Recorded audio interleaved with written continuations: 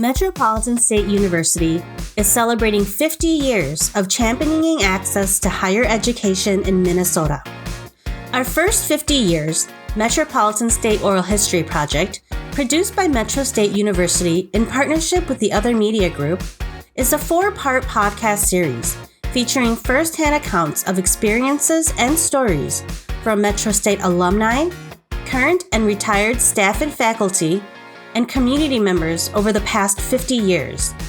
This podcast was made possible in part by the people of Minnesota through a grant funded by an appropriation to the Minnesota Historical Society from the Minnesota Arts and Cultural Heritage Fund.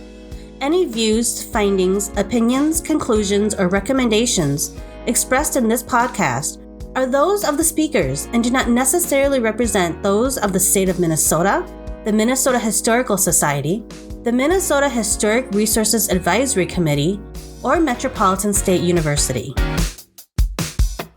Today's conversation topic is the founding of Metropolitan State University with 1974 alumnus Jim Lukaszewski, faculty member Susan Rydell, daughter of Metro State founder David E. Sweet Karen Sweet, retired faculty member Melvin Henderson, and 1974 alumnus Butch Kramer.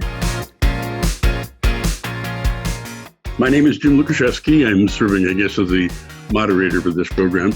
I'm a graduate from 1974. I started the school among the first classes in 1972 when we were in a building in downtown St. Paul. I heard about Metro U actually from the job I had at the time was with Bristol Myers. It was a good job. It was killing me, but it was a good job. But I had a lot of time to be active in the community. My wife was a Parks Commissioner in Brooklyn Park, and I became the Police Civil Service Commissioner in Brooklyn Park. But we had a lot of time to work with various groups, and then I worked with many of them who were just having issues that nonprofits have. And at one of these meetings, someone came up to me and said, you're really good at this PR, public relations stuff. And I was 31 at the time, and I said, what is public relations? And he said, well, it's what you do. You help these people. You're in the paper, blah, blah, blah. And I asked him, because I didn't like the job I had, although it was a good job. I said, can you make a living at it? And he said, in this town, you really can. And so he actually hooked me up with an executive at Padilla Spear. We had a cup of coffee, which was supposed to last from 9:30 to 10. It lasted from 9:30 to 3:30. And the last thing he mentioned was about Metro State University. So I went home, told Barbara about it. I'd actually graduated from 1960, got to McAllister, flunked out, went back, fixed things up. I went to college on and off the entire time because it's now 1971. And Barbara immediately jumped on this, as she always did, on the good things I should do. And bugged me until I, by accident, actually was listening to Boone and Erickson, the radio program in downtown Minneapolis, or St. Paul rather, and there happened to be a parking spot in front of the Walgreens drugstore on 4th and Wabasha. Pulled into the stop, walked up the stairs, met a guy named George Power, and signed up that day. And the rest, as we'll talk about, is history. My name is Butch Kramer, and I, like Jim, I'm a graduate from 1974. At the time, I was a state trooper, and I was working in the training division of the State Patrol out at Arden Hills. My boss, Jim Crawford, who had graduated from Metro State probably a year before I got involved, was the guy who encouraged me to go sign up, and that's what I did. And as luck would have it, the very first meeting I went to was at the Highway Department Training Center, the same building I worked at. And we had a meeting that evening, a group of students and some faculty, administration from MSU. And they started to explain to us what kind of a program was available, especially for those of us who were, I was 29, 30 years old at the time.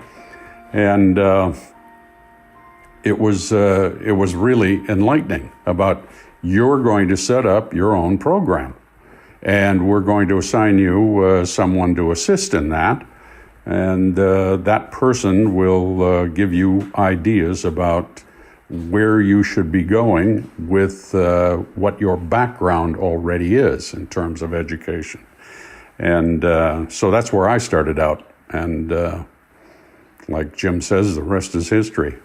I'm Karen Sweet, and I'm David and Arlene Sweet's daughter. My dad was the first president at Metro State, and so it was a big part of my family's life when it was getting going, and even actually all through our family's life. I was a junior in high school in 1971, 72, when the first students were admitted, when the first faculty were hired, when the first space was leased. I'm Susan Rydell, and I've been a full-time faculty member at Metropolitan State University since December 1971.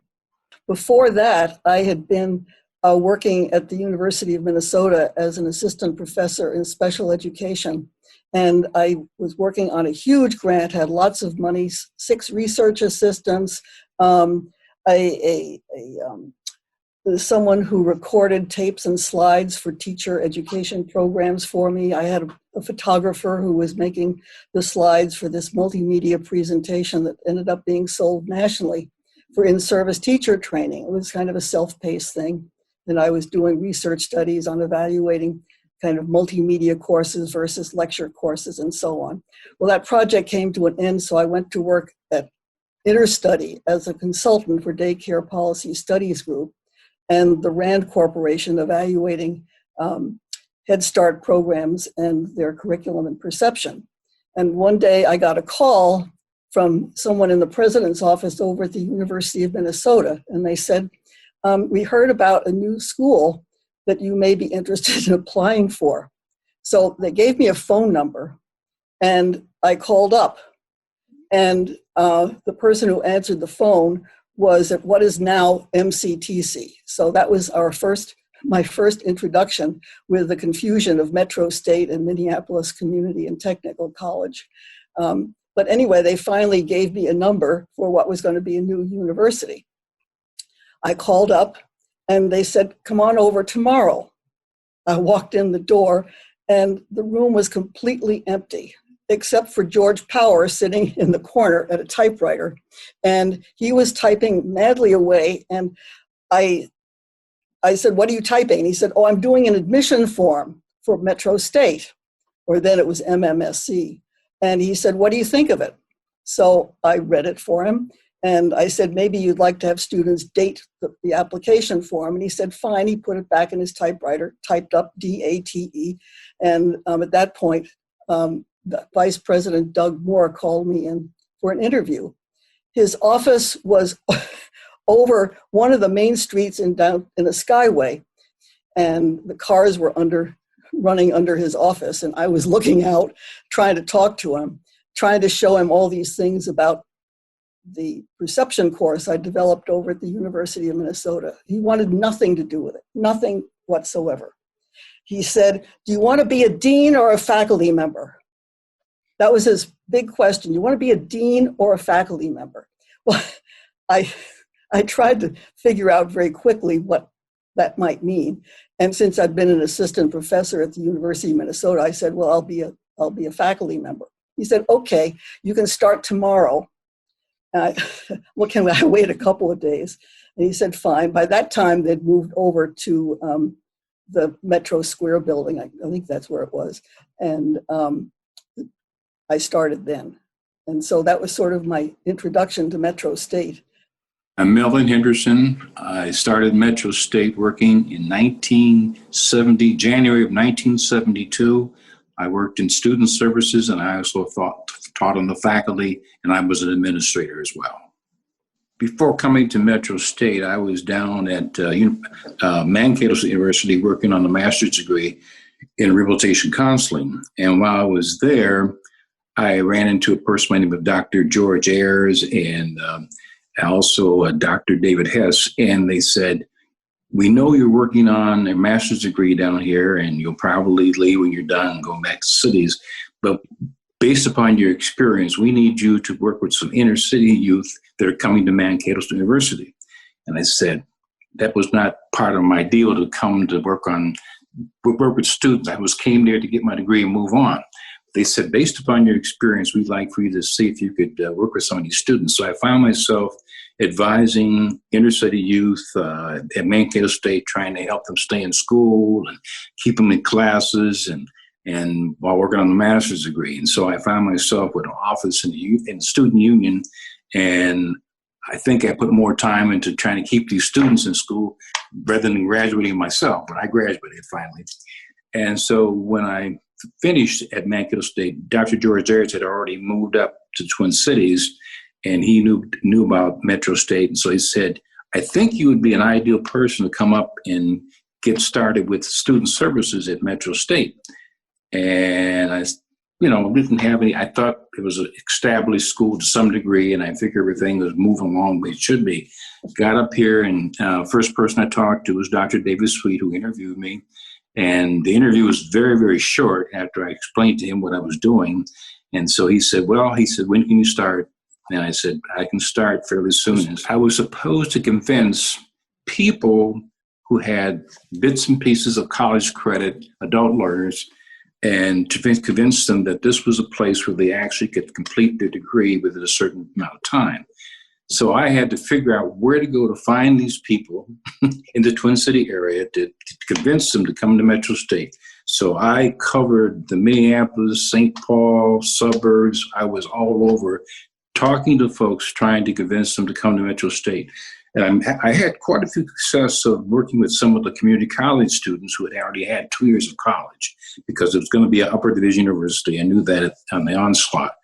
But there were people that I ran into that had a lot of good work experience in companies and businesses and organizations, but somehow no conceivable way of getting back into college to finish their degrees.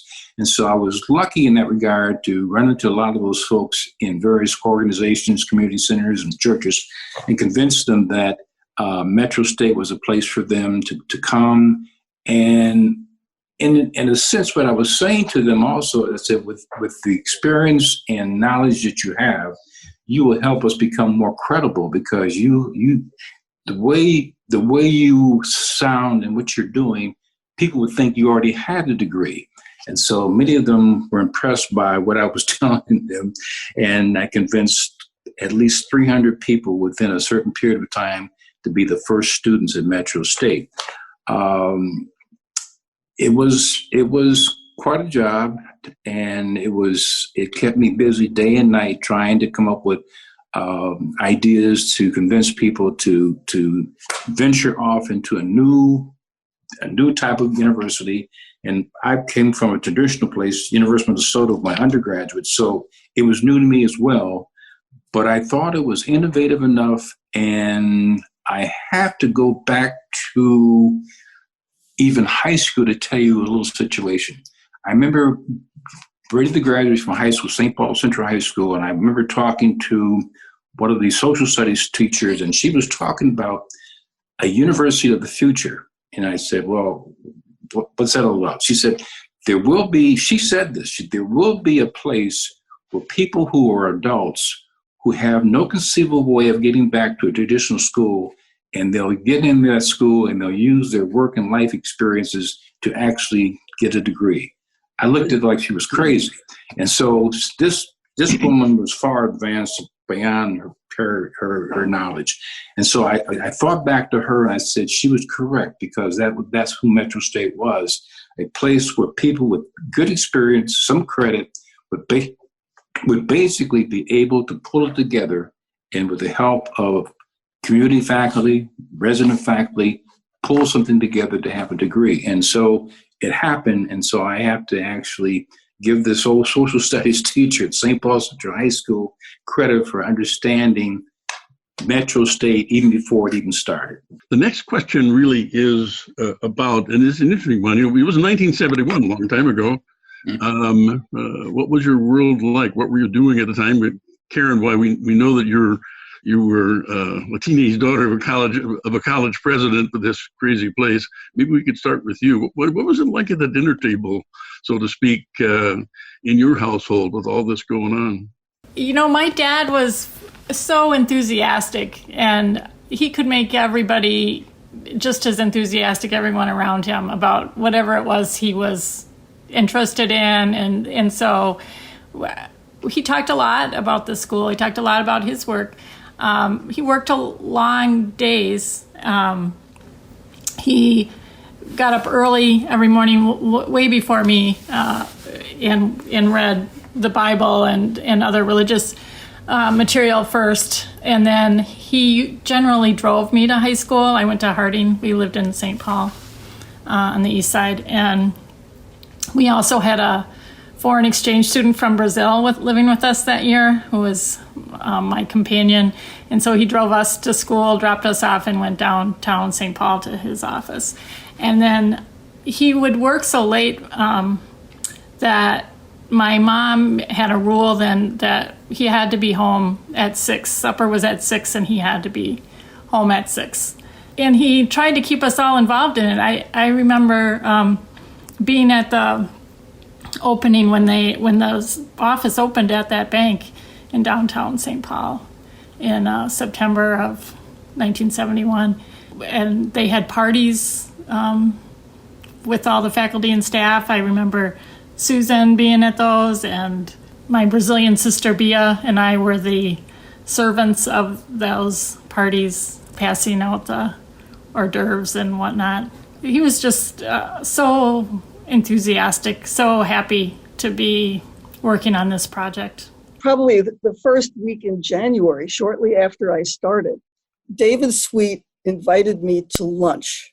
And so he started to talk about this big research project I'd had over at the University of Minnesota, what had I been doing, and all of that good stuff. And then he said, now you do realize coming to Metropolitan State University, you can no longer do any research. And I tried to argue a bit. And of course, you didn't really argue with David, but I tried. And I said, well, I was doing research on student success in different ways of delivering education. And he said, no, you can't do that. That's your research. You are the faculty member, and you are there to serve the student. The job of a faculty member is not to do research and contribute to new knowledge in the field. It is to serve the student. Find out what the student's goals are. Find out where the student wants to go in life. Find out where the student wants to end up. And then he said, of course, before you do that, you need to know where the student has come from, what's their background, what are their interests, and all that. Focus on the student only, not my business, not my interests in psychology or perception or research or any of that. And he said, that's why you have to take a 12-month appointment and be a 12-month faculty member at Metropolitan State, because without that, you're going to be tempted to do research in the summer on projects that are going to take you away from thinking about the importance of the student. And I mean, to me, that was a pivotal moment. And in all of higher education today, I think about student-centered education versus faculty-directed education. And we have moved to a faculty-directed education system. I found myself working late into the evening because you'd work in the daytime and the students were free only in the evening or on the weekends or holidays. So, I mean, I remember Thanksgiving dinner, I couldn't meet with the family because I had to meet with a student, because that was the only day the student could meet. And we'd been open like for 6 or 7 months by that time. But that's really how you had to interpret what student-centered education meant. You were there to serve the interests of the student. The role of the faculty member was to facilitate the student learning, not to preach or teach the student.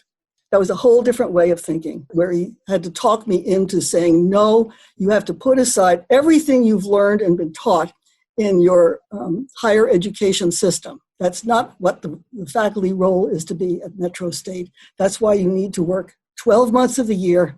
And he didn't say on Saturdays, Sundays, and holidays, but that's what I found out it meant.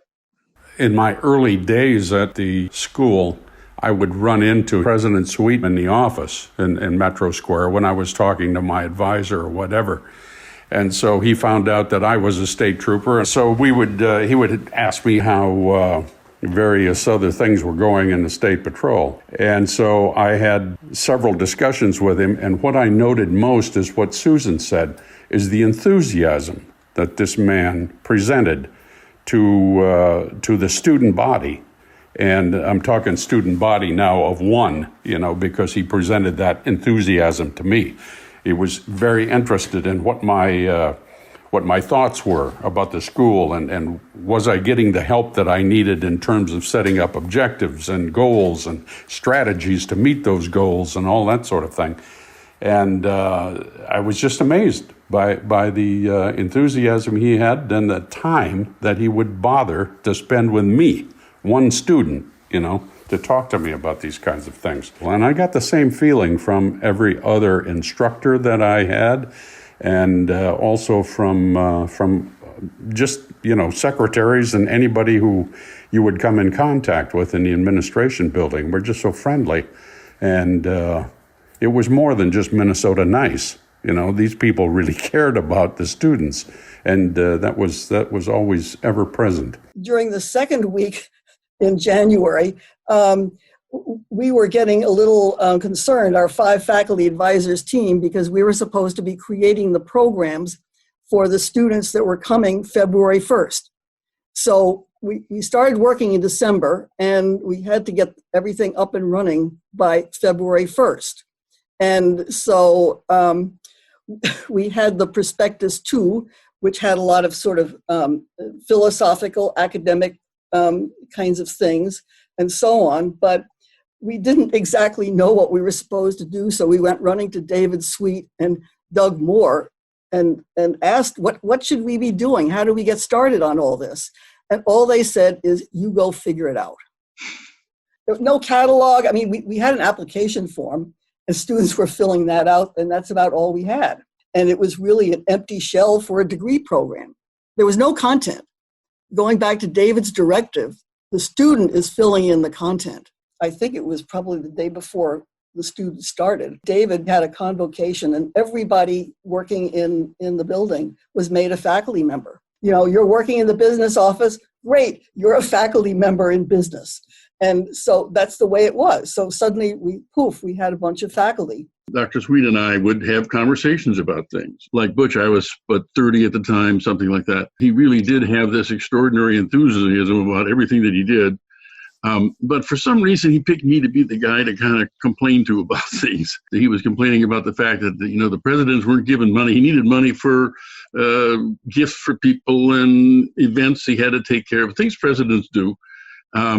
And I said, well, what's the problem? I look around the wall. His wall is filled with those signed pictures of Pillsbury's and McKnight's and all these famous people. I said, just pick up the phone and call. I'll bet you these people write you a check that would put you in good stead for the next 10 years. He said, well, a problem, Jim.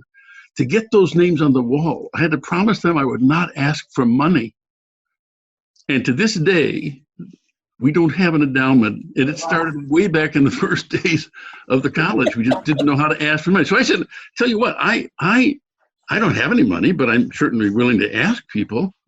And he mulled that over, and then I laughed. And a little while later, I remember getting a message from him. He said, I'm going to appoint you to the foundation. He just started the college foundation. So I became the first student member of the Metro State Foundation. And I served for 9 years. It was really interesting, learned a lot. Is there kind of a central lesson or a central thing of importance that you take away from your work or your studies at Metro U, and as a family member of this unusual man? Let's start with Karen. I guess the lesson of Metro State and it getting started for me is just how much you can accomplish if you are willing to take a chance to dive into something that, there wasn't really anything in my dad's background that was pointing him to this. I don't think he was a political science professor at Illinois State before he was the vice chancellor in Minnesota for the state university system. So that's where he had been before this college. was established, and it was him and Ted Mito, the chancellor of the state system, that thought it up, that saw a need in the state for this type of a university, for a state university to be in the Twin Cities. They could see that it would have a hard time getting funding from the legislature for a traditional state university, but that not everybody in the Twin Cities can go to the University of Minnesota, and that there was a large need. They identified this need, and they identified a way to solve it, to meet that need of students like 30-year-olds like you and Butch that had some education, post-high school education, but not a degree, not a certificate. I just have taken that, and I would say my children have too, as don't set a limit on yourself. Butch, how about you? Some important lesson from the school? I grew up in a very poor family.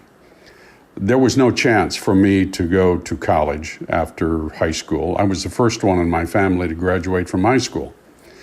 Also the first one to graduate from a community college, and finally the first one to graduate with a 4-year degree.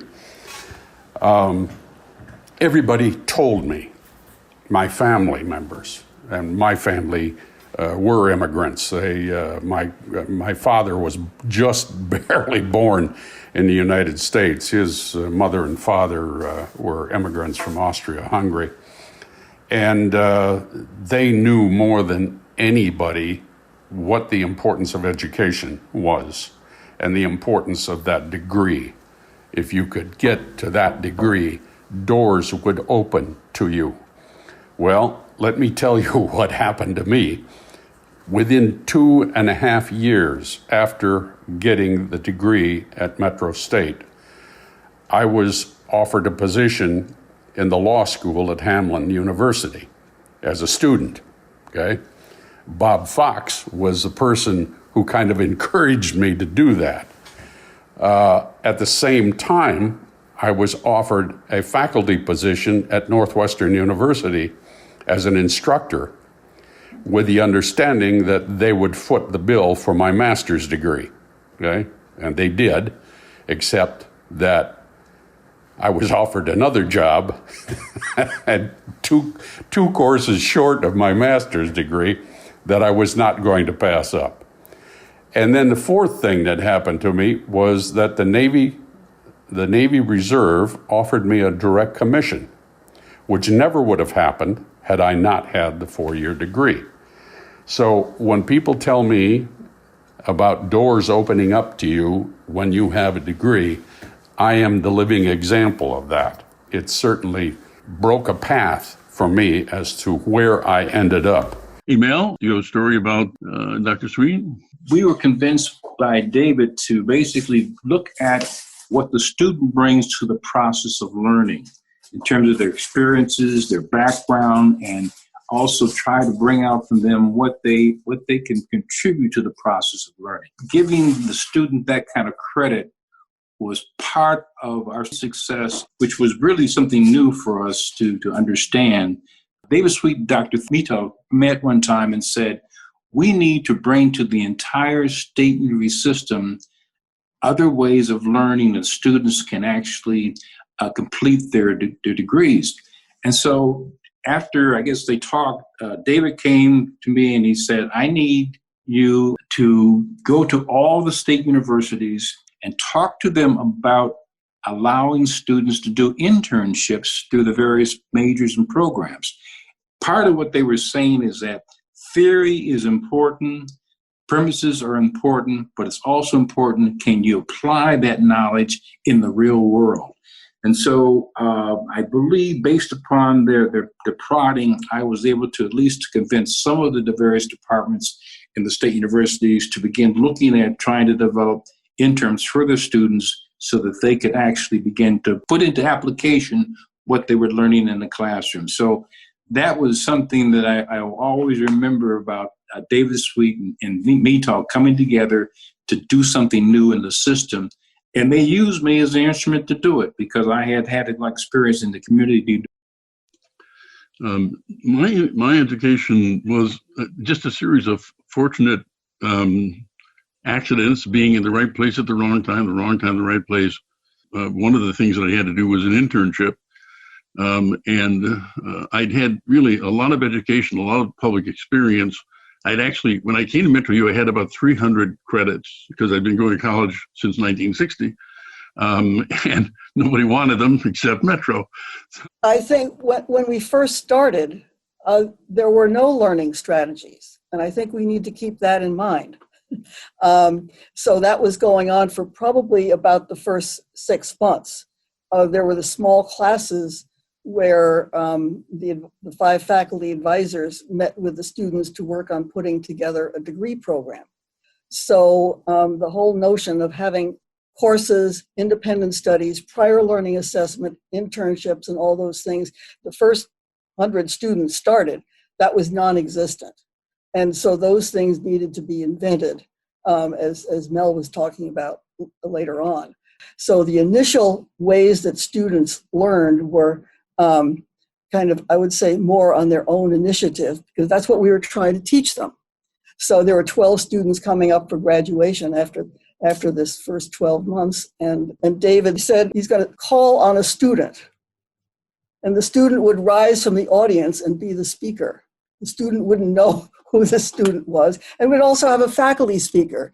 That faculty person wouldn't know who it's going to be. Well, I don't remember who the student was, but I sure remember he called on me. And I was petrified, standing up. But luckily, I'd thought of one key thing that was sort of epitomized David and Metro State. I went to a girls' school from K through 12, and we were all had to memorize non scolae sed vitae discimus. You had to take Latin, so you all figured out that means not for school, but for life we learn. It didn't mean anything at that point. But by the time I came up to that first graduation at Metro State, I was able to talk off the cuff about non scolae sed vitae discimus. And that's what you want all students to learn, from kindergarten through graduate school. You're not learning to pass the course. You're not learning to please the teacher. You're learning for life. One of the smartest things, or the in-depth thing that Metro State did was, well, first of all, we didn't have a lot of resident faculty, so we had to depend upon what we call, at the time and still do, community faculty. And what I saw was that I saw people who had traditional degrees, masters, PhDs, what have you. They found out that theory is theory, but it doesn't have any credence until you put it into application. And so they were encouraged in their classrooms to really bring real life situations into their teaching and help students realize the relevance of the subject matter that they had majors in. And that was also a big drawing board for us, for a card for Metro State, of having accomplished, competent people who had traditional degrees, but also had experiences that help our students understand how do you apply what it is you learn in a classroom to be successful as in whatever field you endeavored. And so that was, to me, one of the biggest pluses that I saw in the early Metros, and I still see that today in Metro State, of having those community faculty who now learn how to teach what it is they know, can do, bringing theory and practice together. And without that, I think Metro would be just like any other place. But no, we were different in that regard. I'd be interested in hearing what Karen had to say just for a second about what would your father say if he was in this conversation? I wonder also. Yes, I would say. I think he never would have wanted other people talking for him. He was definitely someone who always wasn't shy to express himself, although actually in real life he was quite shy. It definitely is such a different institution now. We always felt like it was our school, even though nobody in my family actually attended it, but we all consider it to be our school. As I drive on 94, I see that exit that says Metro State, exit here, and it's a place now. And I'm always so thrilled. I'm so thrilled to see that exit. I'm so thrilled to have it be out so much in the community. Back in 1971, I think if you took a survey of the residents of the Twin Cities to say, what do you know about Metropolitan State University, or it was Minnesota Metropolitan State College at first, many people wouldn't have recognized it as an institution.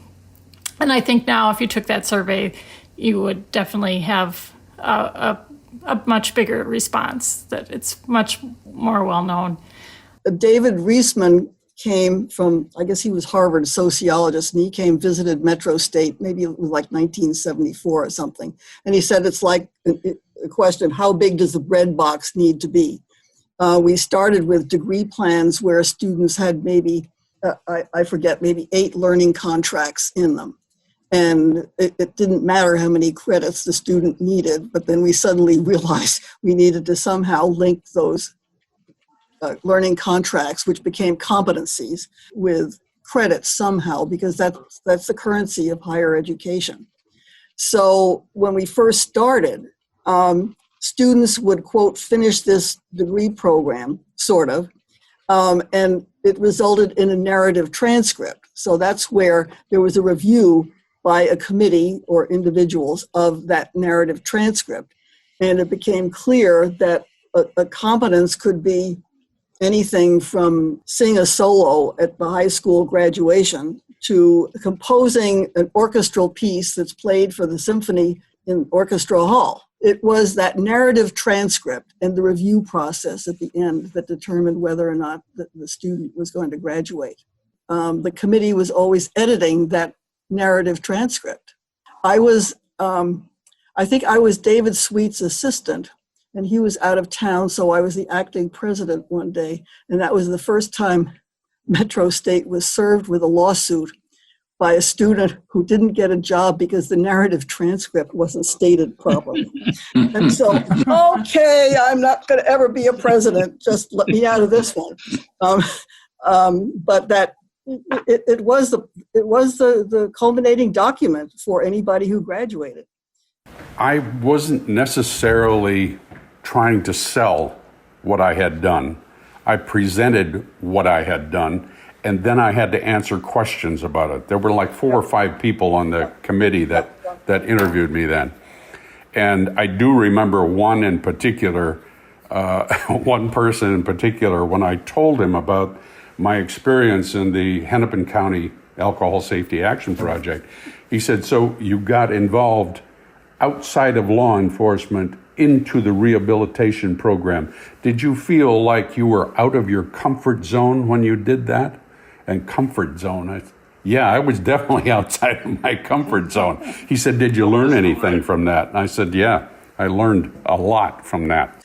It grew into a lot of the discussions, and this is how our assessment of prior learning program started to evolve. The discussion was not what was your experience, but what were you learning along the way? I mean, that was always what the faculty were looking for, because that's what contributed toward your learning for the degree. We were teaching or trying to teach people how to think through processes and not just accept something for what's written in a text or written in a book per se. And what comes to mind is the early days of the law enforcement program, because I was involved in that to some degree. What I saw happening was police officers who were trained during a certain time in our community had somehow lost what it meant to be community officers. And what I mean by that is this, is that I grew up at a time when I saw the police walking the neighborhoods, and some of them even lived in the communities as well as worked in the communities. And so there was a connection that was there that helped these officers see the problems firsthand. As it began to evolve, I saw where, somewhat to the detriment of law enforcement, of the people felt they detached from the communities that they were serving. But again, thinking through the process of what are causing some of the problems, what are the issues, was a part of law enforcement that I saw operating that began to change. And so Metro State, in a sense, in the early days, was teaching people how to think through processes rather than to read a book and memorize something that a theory says. What's the process been and the changes been in the kinds of students we have, but also the kinds of things students are expected to achieve based on from 1971 coming forward to the present day? Most people who started a degree program were intending to finish. And then it occurred to the world that there were many people who had dropped out. Literally at that time, there was no place for those folks to go to. Most of the programs were 4-year programs where you started as a first-year student and you went through the degree, whereas many people had multiple credits because they dropped out, particularly women at the time. That was the one cited particularly in the Citizens League report, when they were talking about new kind of college for a new kind of student. Had some college and it didn't finish for maybe raising a family, going to war. I mean, all those other things were intervening in people's lives at the time. And so that became the base for many of our students. But you took everybody, and that's what we did. I think the problem of completing the degree is an important problem with Metro too. We're having, like other universities, we're having difficulty getting all those who could graduate to take it. To graduate, yes, yeah. Yes. Adult learners are the majority of students. It's not the 18 to 22-year-old. Their adult learners are the majority of higher ed students. So many higher education institutions have picked up on giving credit for experiential learning or credentials and credits earned in a variety of places. Everybody is doing that now. For example, just about everybody I knew who I was a friend with in college was a veteran because of the VA benefits that were passed in 1967, for Vietnam era veterans. I was one of those.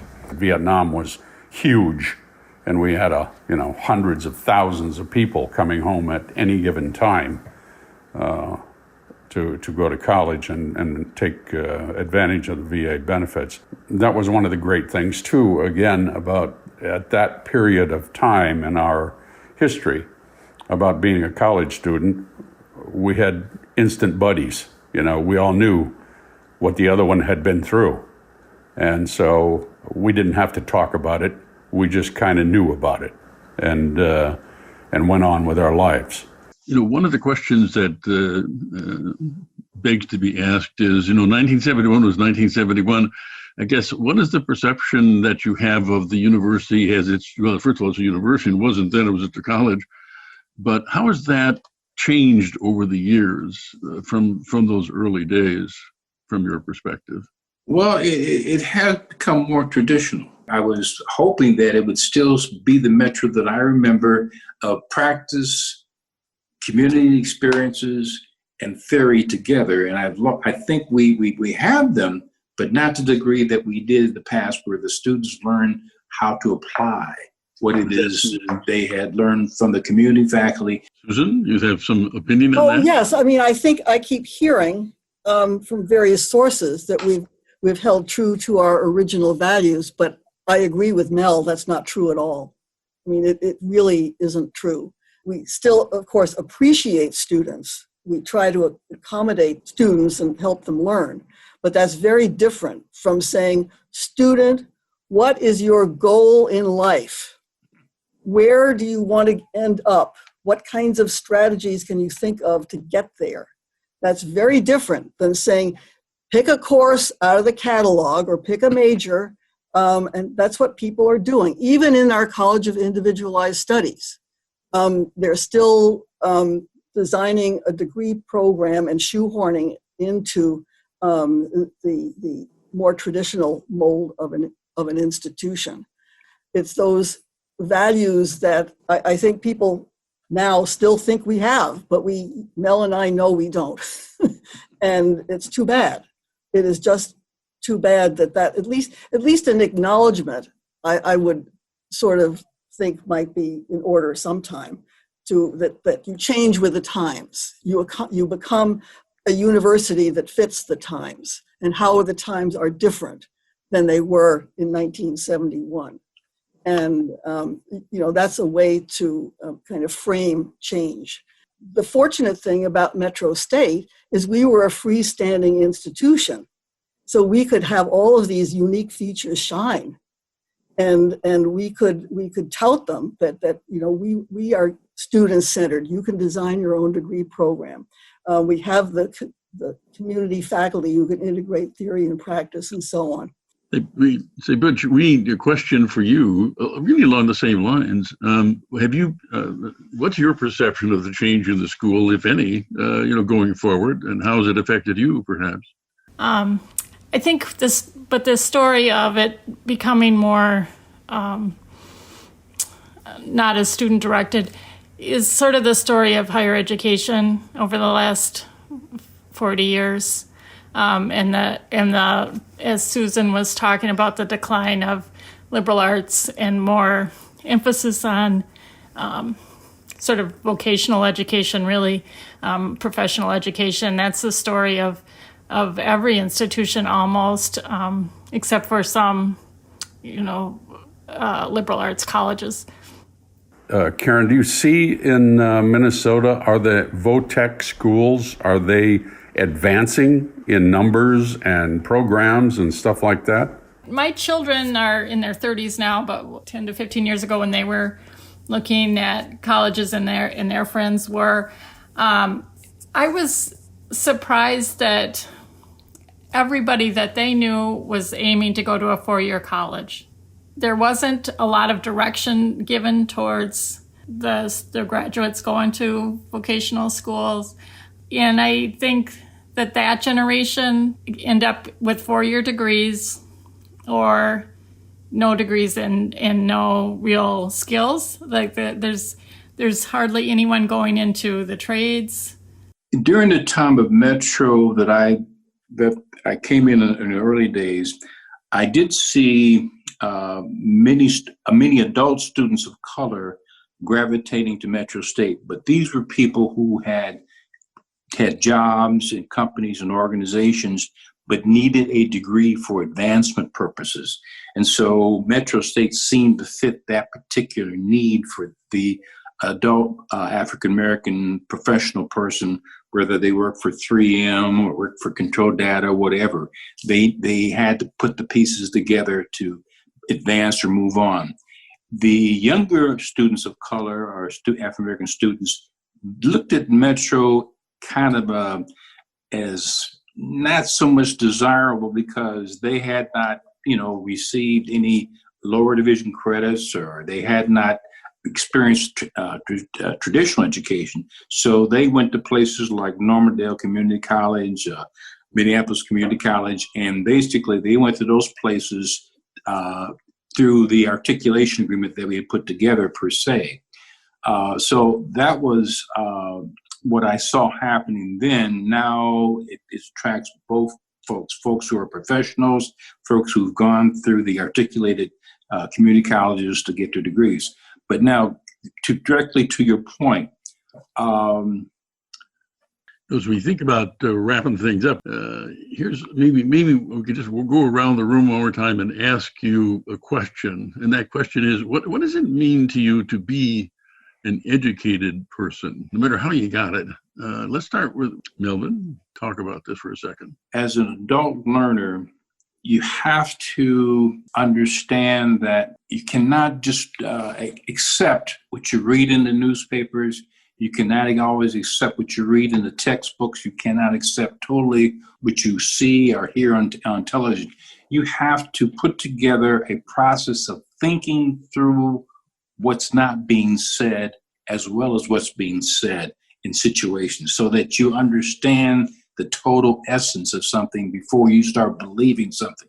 So as an educated person, Metro State has taught me that you have to look at a myriad of ideas on subjects. I have to look at it from a sometimes very suspicious mind. Going to Metro and experiencing Metro and understanding competence means You do not always accept what you see and what you hear. I was going to talk about those same things that Mel was just saying, that's what it means to me also to be a lifelong learner, even outside of formal education, but someone who can take in information. If you're educated, you learn to take in information from a variety of sources and evaluate that information and test it against what you can observe yourself. My dad grew up poor. His parents were... He didn't come from an educated family, and yet he knew his mother was very smart. He definitely knew that there was a lot of people in the world with a lot of ability that didn't have the credentials that he got, and I think the school was a way to make the credentials possible for people that didn't have the opportunities that he had. Thank you. Susan? Oh, well, I mean, I just sort of think about what it means to be educated within the context of the times and circumstances. And, you know, in Aristotle and Plato's time, it was a very different time. And the context of today, I mean, Mel and Karen are really talking about what's happening now. Perhaps in our culture, I think we also need to be able to think about how do we look for the future and move ahead, and how can we prepare people to do that without getting stuck in a rut. Metro State did not get stuck in a rut. Metro State moved ahead, and it did a lot with whatever it had available at the time, and it became what it is today. So you need to be adaptable too, and how can we prepare people to be adaptable? Okay, I like it. Butch? I would just probably reiterate what's already been said about that, but let me add this to it, and I'll go back to my interview where, and I'll paraphrase this, where my advisor, or one of the advisors, says, you got outside your comfort zone. We all have our prejudices, we all have our, ways of thinking. But when you want to be a lifetime learner, and I think that's what an educated person is, you look at things that maybe are outside your comfort zone in order to take a look from the inside of somebody else's comfort zone. So that, I think, is where we learn. My life was pretty unusual. My parents got college degrees, both of them from the Milwaukee State Teachers College in 1929. So I really grew up in a household where education was really valued. And I knew that I was expected to get a degree. It really sort of came home to me, the value of all of this. I was interviewed about my career about 2008, 2009. And I let them allow two of my children and talk to Barbara, my wife. And Barbara's comment, which I saw in the transcript, was, he's, among the things she mentioned, which really surprised me, but is really true, he's the most curious person I've ever met. My children kind of came through this, especially my youngest son, because the interviewer asked him, is your father really, as smart a consultant as people say about him? And he said, according to the transcript, well, I think he's a really great consultant and great at giving advice. He's not very good at taking advice, but he's good at giving advice. In conclusion for this episode, please complete the sentence, Metro matters to me because, if you can. Okay? Susan, you want to take a shot? It's more than a sentence. Go for it. Well, to me, it's a way of paying back or paying forward what I had as far as an education is concerned. And if I work in education till the day I die, I will never pay back what was given to me. Thank you. Karen? Metro State I consider it part of my heritage, my family heritage. And we all do in my family. Butch, come on in. It is, first of all, my school. And I'm so proud to have been one of the first members in the early days to have gone there and gotten the attention that my advisors and my instructors gave me. And secondly, it is the vehicle by which everything else in my life came to me. It opened doors for me that only I could have dreamed of as a boy going through high school. I never, ever dreamed that I would have the opportunities that I have had in my life because of having the degree from that school. And I say that with practically with tears in my eyes, because it means so much to me to have been a member of that school, that body of learning. And I will go to my grave with those feelings about that school. Before I came to Metro State, I was at Mankato State, and like I said before, I was working with many of the inner city students there at Mankato, helping them graduate and advising them, what have you. And then when Dr. George Ayers told me that when you finish your master's degree, come on up to the Twin Cities and interview for a job at Metro State, I was interested in doing so. I wasn't what you call a professor. I wasn't a academic person per se, but I was more like a practical person, helping students understand that you have to really dig in to study. You have to dig in to really complete your degrees.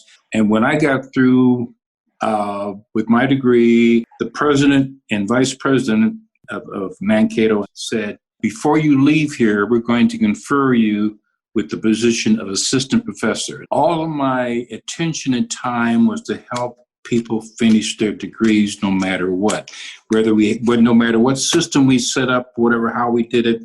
And so I still hear people saying to me, thank you for being there. And I said, well, I had no choice because I was grateful for what I was given. So I had to give back to Metro State. And so when I was there, I gave all I had to make Metro State be as good as it could be. And I did all I could to help people graduate from Metro State. So that's what it did for me. And I'm eternally grateful for that work. Thank you. Well, Metro, I always characterize to other people, has been really the magical ingredient in my life.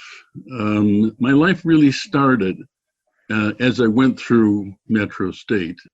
And it really does boil back down to what we've talked about today, the openness, the experimental nature, I guess what you would say risk-taking of this kind of education taught me a great deal about how to lead my life going forward. I was thinking when Butch was talking.